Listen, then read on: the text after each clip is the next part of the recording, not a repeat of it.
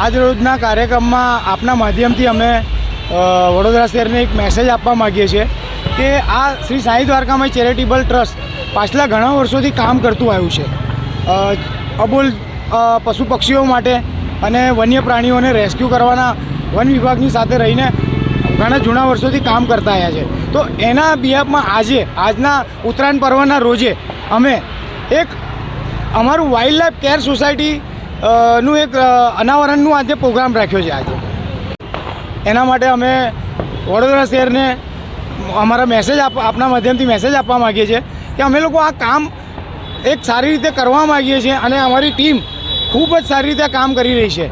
તો એના માટે બસ વડોદરા શહેરનો અમને સાથ સહકાર જોઈએ અને અમે આગળને આગળ આવા સારા કામો કરતા રહીશું. ટીમ એક મેસેજ આપી રહી છે કે wild life care society Vadodara શહેરની અંદર આ કામ કરવા માટે તત્પર થઈ રહી છે. એટલે વડોદરા શહેરનો અને દરેક જણનો અમને સાથ સહકાર જોઈએ.